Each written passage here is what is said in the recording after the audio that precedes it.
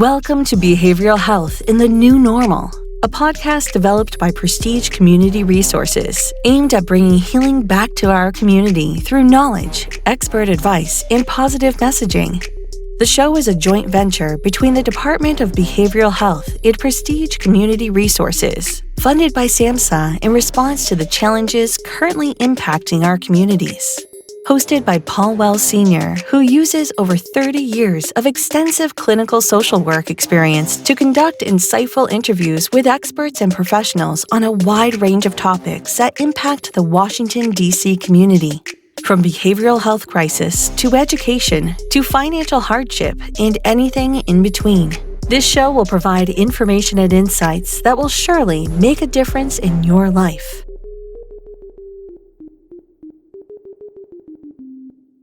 Welcome to the podcast series that's offered by Prestige Community Resources. And I'm so excited today to welcome our guest and colleague in support services, Miss LaMonica Jeffrey. LaMonica Jeffrey, welcome. Thank you. Thank you for having me. We're so glad to have you. Today, we're going to focus on peer support services, grassroots services, community-based services. And there's a lot of information we want to get out to the community about how this works, particularly from an advocacy standpoint. And so let me tell the audience a little bit about you, and then I'm going to really let you introduce yourself.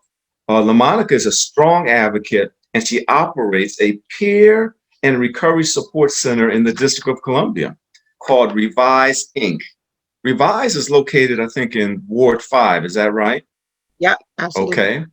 As a family support specialist, a recovery coach, a group facilitator, and a speaker, LaMonica spends much of her time advocating for family supports, substance abuse competency, definitely want to hear more about that, access and collective knowledge around substance use, recovery, its stages, and its effects. So I would have to just constitute you as an expert. And so tell us, LaMonica, a little bit about you. Let's start with you personally. Where did you grow up, and what were your early experiences in the District of Columbia? So thank you for the introduction also, Paul. So I grew up in Adams Morgan area in DC. And so I'm a 70s baby. I was born in 71. I'll be AARP next year. Yay, 50 years old. That's right. I pray that I make that. And I was raised by my grandmother. So I'm going to weave some of the reasons why, I've gotten into this work unbeknown to me, right? Yeah. In my story of my upbringing. So I come from a pretty much drug addicted family. Of course, I didn't realize that as a child that I was in a drug addicted family. But in hindsight, looking back, I'm letting you guys know that, most of my family members, my immediate family members were addicted to drugs. I lost my mother at 14 years old. She was died of an overdose. And then my aunt followed her. She died of an overdose after being in recovery for about maybe 15 years or so and doing well. Mm-hmm. And so, in the midst of all these things in my life and growing up, I had no idea what was happening around me. I don't even know if I cared about what was happening around me or if I wanted to pay attention to what was happening around me. Mm. But I went to H.D. Cook Elementary School. Then at 12 years old, we moved to Anacostia, total different area. Mm-hmm. So, it's like I moved from a bright light area to a more enclosed space. So at 12 years old was when puberty was about to take place. So, of course, I'm experiencing so many different things and I'm meeting different people, different culture, so, I'm figuring out how will I fit in. And so I did that, became this great actress, fit in, and, wound up being accepted over in Southeast, where I was introduced to drug usage myself at about age 15. And so, like I said, I lost my mother at 14, and I was living in Southeast in Anacostia area at that time. And, my journey pretty much and my story pretty much takes off from there. So that's pretty much my childhood. I dropped out of school in the 9th grade at Anacostia. I went for one day. That was the end of that. I got a job at Burger King at LaFont Plaza and, just lost and trying to find my way and, just a whole host of stuff. And a lot of people can relate to that because they know what that's like. Yeah, a lot of people can relate to that. And I can relate to that. when you described that you had to fit in, and I imagine you worked hard to fit in, to accommodate the backdrop, to merge your former self into your new existence in Anacostia. What did it take to fit in? What kinds of activities did that require? So first of all, for me, I definitely remember going to a new school. So I attended Moulton Middle School at the time. It was Moulton Middle School. We went from the 4th grade to the 7th grade. And so, I have met friends in my neighborhood. So Right. I had to pretty much give up everything that I knew. Mm, Northwest was drastically different than Southeast. yeah, So things that held me together, like double dutch. I was the #1 champion double dutch jumper in DC. And I will always make it to the championship every year and win first place. So, they had something called jump rope for heart. I'm like, this is not it. right, This is right, not going to work for me. So right. I had to leave my comfort zone and pretty much drop everything and kind of get into things that I wasn't aware of. That wasn't gonna, reward me or any kind of way or make me feel confident in who I was. So they didn't have a lot in Southeast. And it's funny, like just right now, I'm noticing how the different changes in Northwest led us to have to move to Southeast because she couldn't afford the rent anymore. That's right. That's And right. so, and it's like that moment just happened. But It, nevertheless, fitting in and being in Anacostia, I just had to observe and go along with the program, that's right. of my friends. I had to talk like them. I had to walk like them. I had to act like them. And that is where I joined a gang called the Lady Chronicles. So the male version of that was called the Gangster Chronicles, and the female version of that was called the Lady Chronicles. And Yeah. I was called the girl DC Monty, and the guy DC Monty used to write his name everywhere, and Little Minnie Yeah. and Godfather. So this was me, That's right. trying to figure out who I am. And I Hmm. didn't really have much time to figure out who I am because I had to be who everybody else wanted me to be, or I had to be that person who didn't want to look or feel different to anybody else because I didn't want to get beat up. Yeah. So, Yeah. so I had Understood. to do Mhm. what I had to do. Now, you talked about, and it's so true, just about the cultural relevance and how DC is a special place in terms of how treatment is delivered and how treatment is received. I worked in mandated treatment for many years, and I worked with offenders all throughout the nation. And one thing we know about Bureau of Prisons is they're very aware of the DC inmates and the energies that they bring to the institution. And the challenges that is because there's that bravado, they bring a lot of noise sometimes, and they group up, and they're sometimes described as hard to manage in the institution. So that DC mindset is so unique, and the treatment provider needs to really be aware of it. And I tell new practitioners who have moved into DC, it's one thing to know treatment, but do you understand the DC experience? You also described how DC is so clustered now that your orientation and awareness of living in DC is so different if you live in Upper Northwest versus Northeast Extended or in Anacostia. And when I think about the treatment providers, they need to offer some sensitivity to where the person is coming from. The first rule of social work is you go where the person is. You start where the person is. And so treating someone who grew up in Upper Northwest Wisconsin Avenue is a different experience and different requirements as opposed to someone who's living in Southwest DC. And so you kind of spoke to that you had to accommodate and adapt to that environment just to survive. And in that respect, you had to kind of learn different behaviors, different attitudes. Yeah, and I hear you. So how does that translate, LaMonica, to your recovery journey and you wanting to provide services to people? How did you get here from there? So thanks for that question. So Hmm. I got here, and a lot of it I almost can't remember, right? So Wow. I've always had a passion for people. Hmm. I've always had a passion for all living things, right? And I can distinctly remember how I felt about everything around age 6, 7, 8. Like I've had that, Yeah, but I've gotten away from that. So we get that's right. away from so many things, right? Hmm. So get this, got away from it. Got all Right. jumbled up in life, That's trying to right. do what I needed to do, right? Got away from the spiritual aspect of who I Mm. was. And so I remember walking down the street one day and this bird was hurt, how I feel so bad for this bird, and I just wanted to help and save this bird. Like I had a deep, deep connection with that bird. Yeah. Okay, stay right there. That's Stay right. there. Remember that bird. Mm-hmm. So, life happened, and I lived through that happening. Yeah. Portion of my life. Made it. Thank God. And I got older. I had children. Mm-hmm. Things began to affect me and my family the same way that I was affected. Yeah. But I never knew I was affected. That's right. It wasn't until I played out the role of being a mother, of being a wife, that I knew I was just like where I come from. So, Paul, this starts at home. This starts in the environment that we in. Yeah. We are shown how to act, how to treat people. We are shown what to do in life. Learn behavior. Learn behavior. And that's right. And subconsciously, you will play out that role in your life as a human being.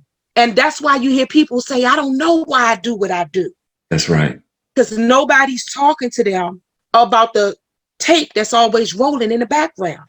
Right. That's right. So I got here because I couldn't take it no more.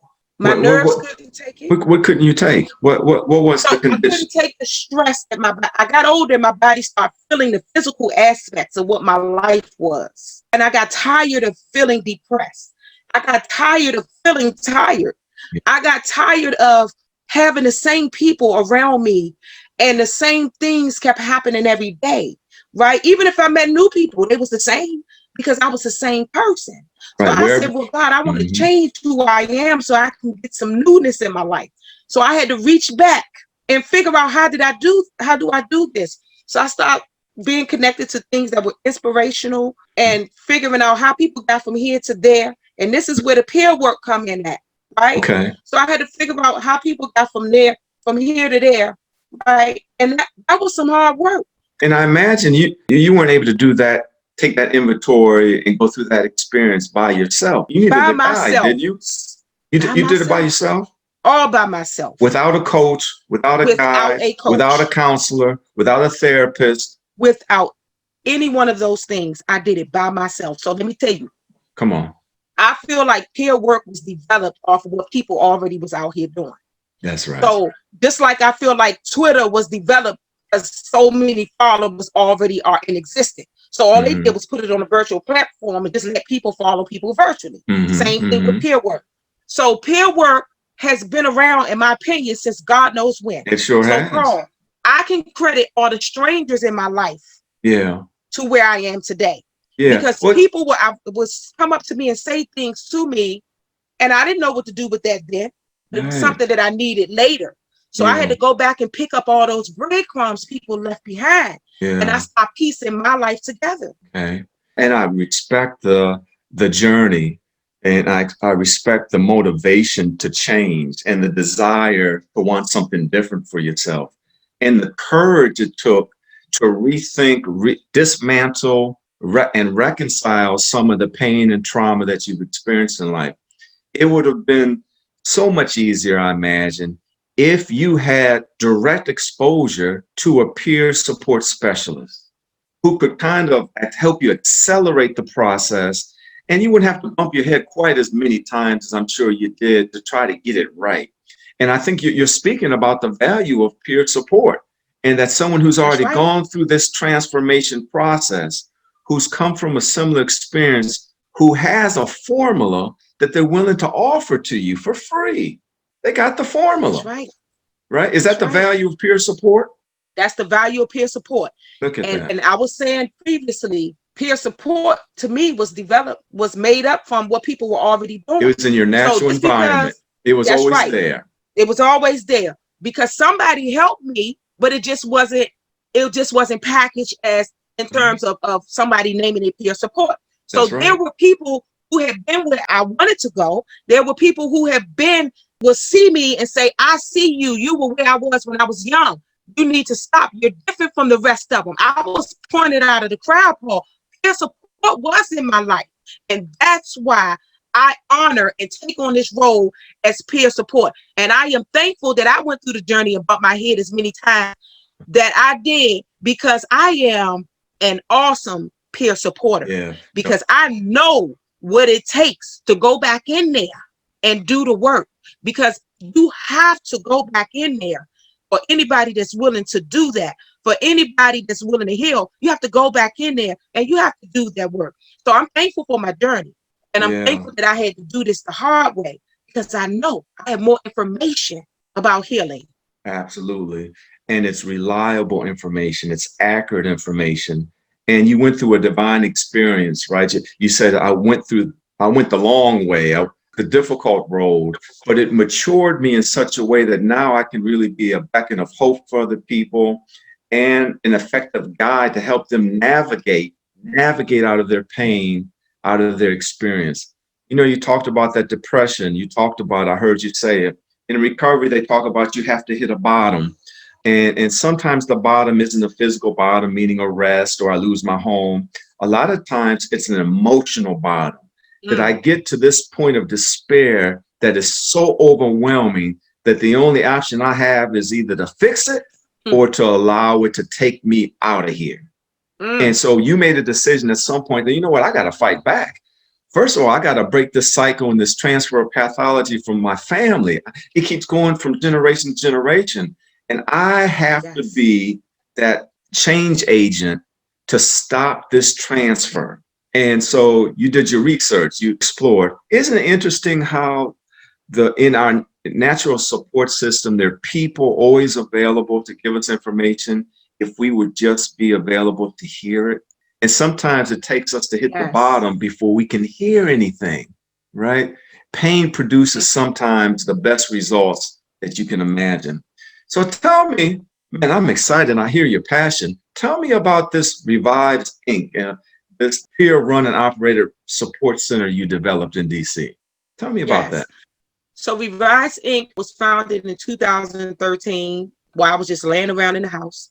So a little backstory, I lost my daughter to suicide in 2016, June the 4th of 2016, suicide by hanging. And that happened on the day of her release. So you can feel free to invite me to another one of your episodes when you talk about the justice system and how people drop the ball. And the ball is still being dropped currently too, Paul. So I don't want to go into that territory right now. Let me stay with the peer operating center. So it derived out of that. So after the death of my daughter, I was mute, and I don't have a lot of memory of. I just don't have a lot of memory of. When you say you were mute, you completely shut down. Completely shut down verbally, everything. So I had to write when I had to go to the bathroom. I had to write to tell people hello on the phone. Like I still have the book. It wasn't long, and then next thing I know, I was running for ANC, and I'm like, well, how did that happen? So not only do I not have a memory of it, but it's crazy because my husband don't have a memory of how that I got there. And so just a lot of things built up in me, right? Because I always been an angry person. So I had a lot of anger and frustration. I was that girl, right?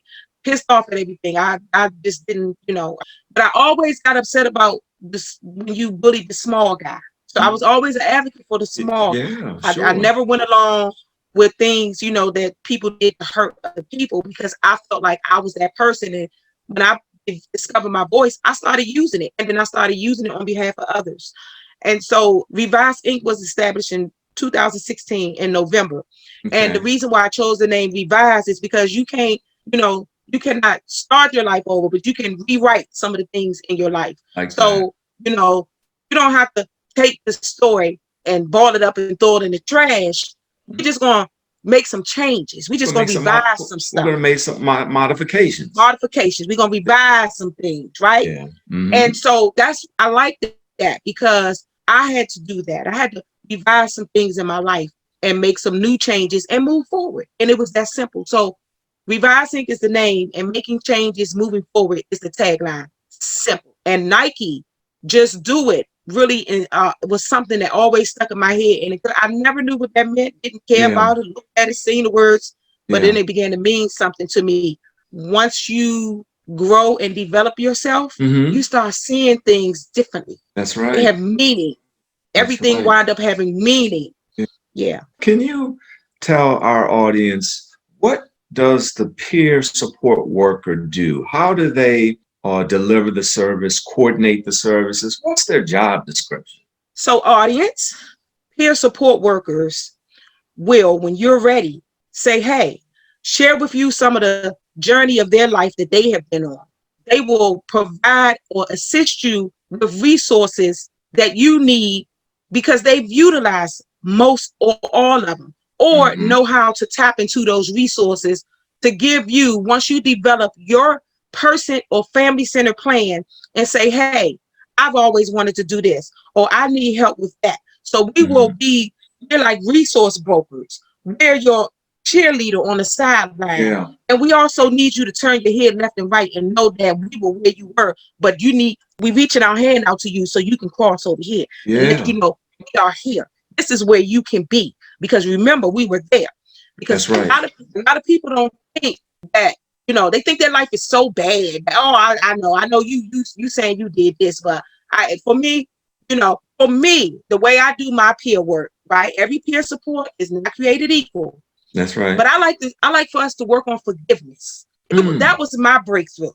And once you give that up, you free yourself to do anything that you are destined to do, Right. anything that you want to do. So, when I do my peer work, I try to be tricky about getting people involved in their past and their traumas and talking about, forgiveness. And I try to do that in a way that it's not therapy and I'm not crossing the line, Right.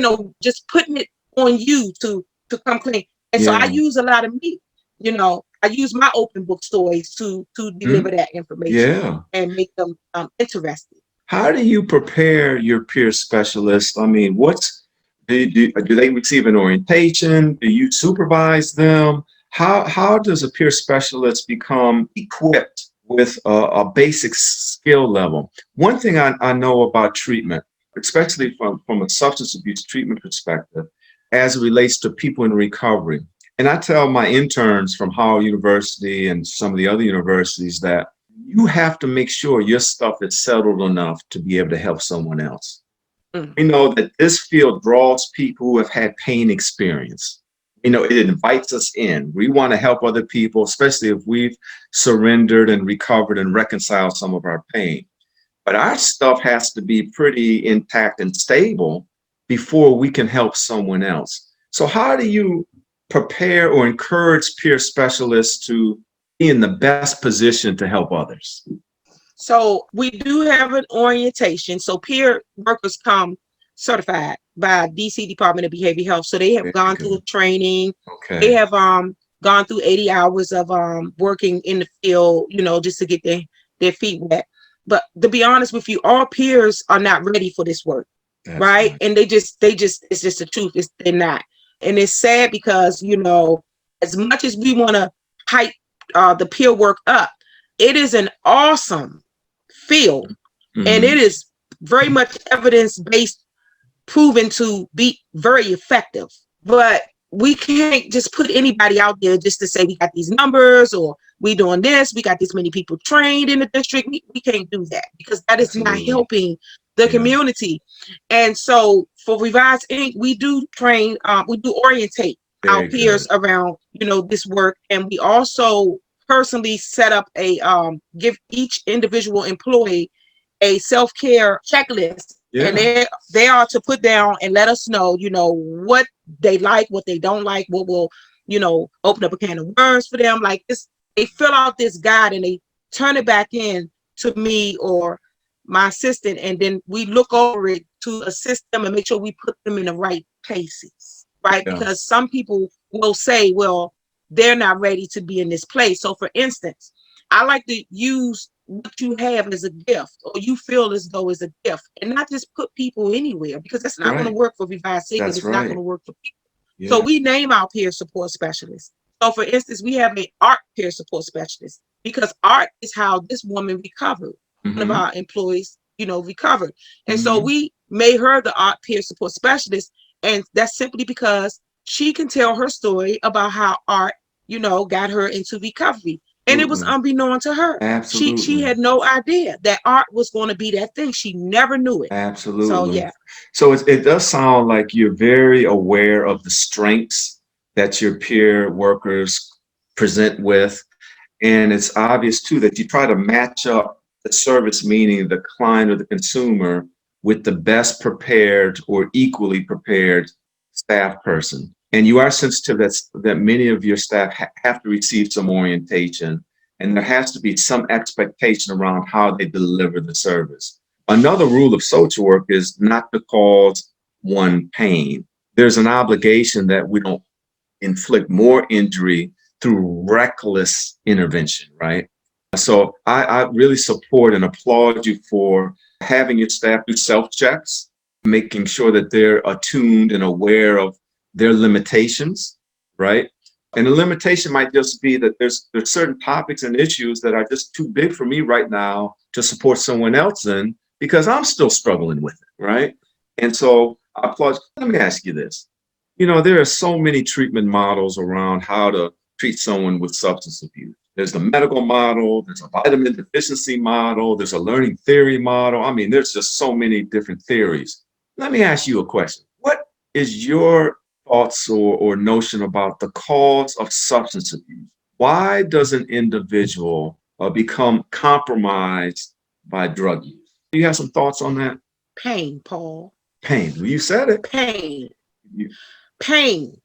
When I cut myself, that's trauma to my body. It hurts. I need medicine. I need to get rid of this pain, Paul. When you hurt my spirit or my emotions, it hurts. So somebody introduced me to something, I tried it, and wow, this is interesting. It gets rid of the pain. And so if I try many things, then I can choose which thing I like the best. And then that becomes my drug of choice. Now I got something to get rid of the pain. Because every day I wake up, although I smile, people don't know that I think about that molestation. I think about that rape. I think about watching my family abused. So I need something to help me alleviate this pain, because people don't know what I go through and I'm holding it inside.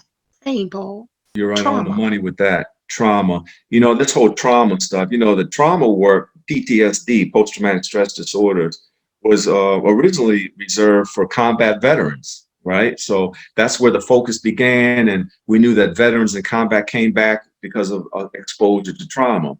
But what we are recognizing, as you so appropriately said, is that living in an urban context, there's trauma injuries that happen that we begin to normalize and don't even realize it's trauma that's impacted me and is driving my dysfunctional behavior. We're traumatized by some of the experiences we've had to endure.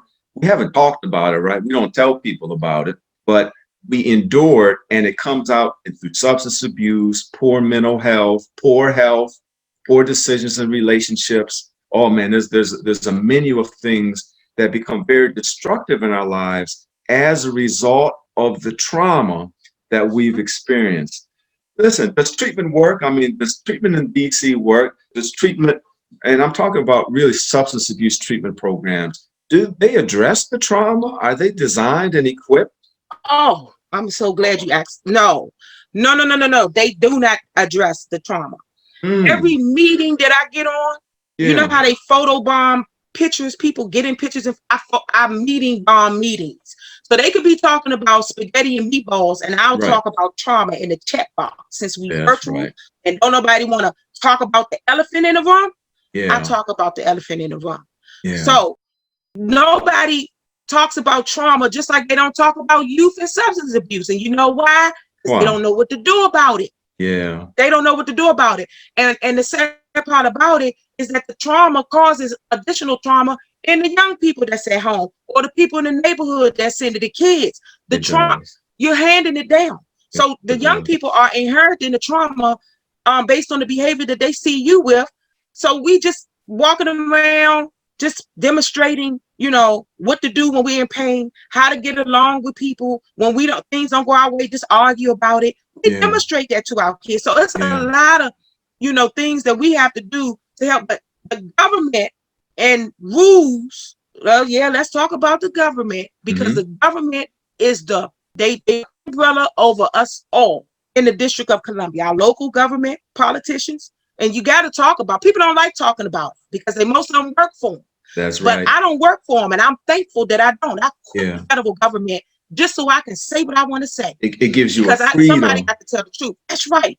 gives you a That's right. freedom to be honest about the circumstance and the condition that we are faced with, That's which is right. real. That's real talk we're talking about. Don't nobody want to talk about it. Yeah. They don't want to talk about it. Yeah. I'm hoping that the treatment providers who get a chance to listen to this podcast really appreciate what you've said, that in order to help people successfully recover, we have to deal with the core issue. And that takes a skilled clinician who is bold. I tell my staff, you can't be a punk and do treatment. You got to be tough, and you got to be willing to tolerate any expression that comes up in either the group room or in the individual counseling seat, because it's those expressions of pain and desperation that unlock recovery. We got to deal with that. And in our community, and when I say our community, the African American community, we still are stigmatized, and we still don't have the courage that we need to enter treatment boldly, to raise our hand and say, you know what? My depression is overwhelming. My anxiety is out of control. My trauma has got the best of me. I need some help.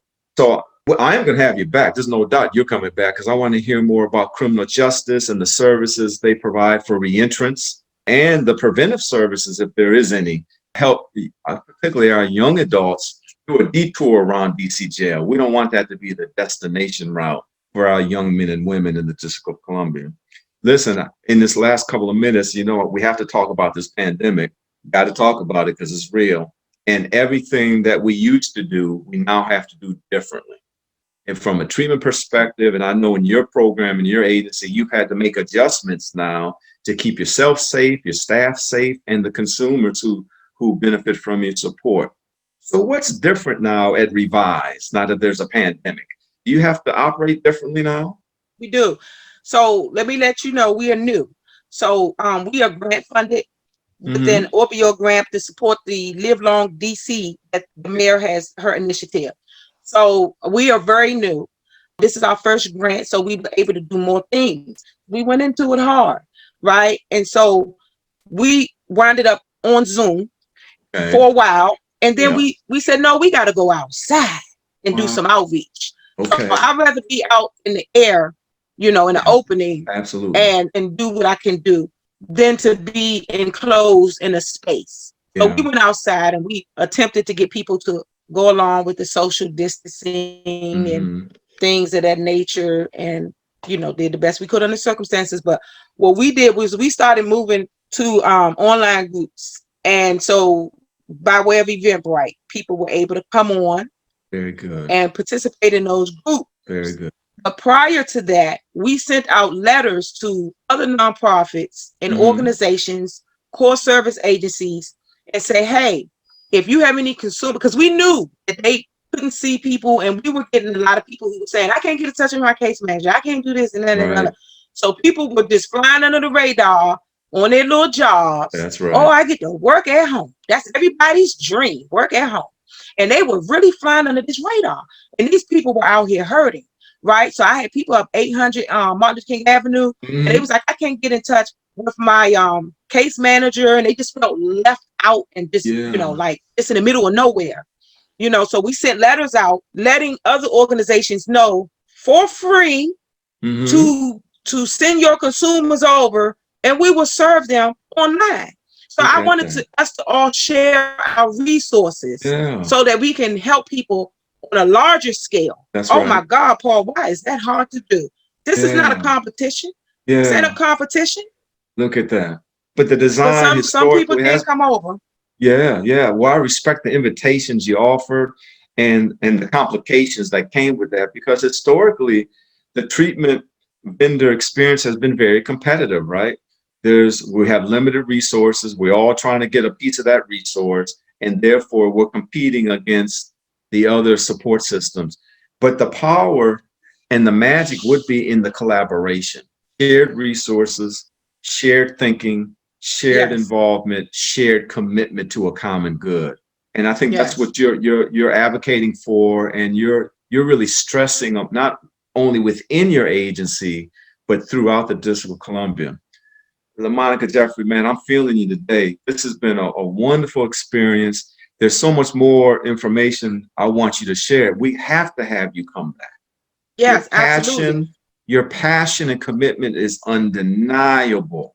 Thank you. And this is what I believe. I've been doing treatment about 30 years, and I don't believe that we choose this work. I think we're chosen to do it, and chosen by a set of experiences that some people can't even imagine would have produced this result. It may not be what I want to be, but I'm sure not what I used to be. And Who if you said don't, I would be.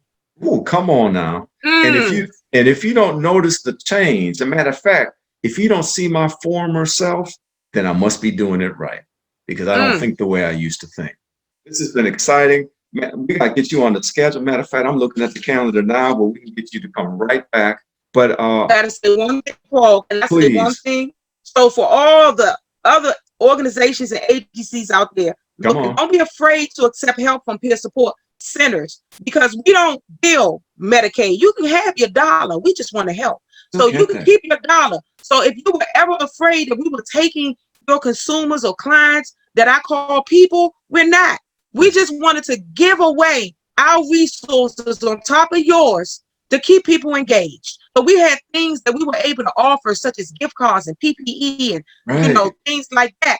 And you could have still built your Medicaid. We don't have your Medicaid. We have a grant. We just wanted to come in and help, so the people will be more willing to come under this the auspices of this pandemic, and have something to look forward when they get there, and not just an appointment, but walk away with something physical. I'm so glad you highlighted that. So for agencies to collaborate and work with you, there's no cost. There's no cost.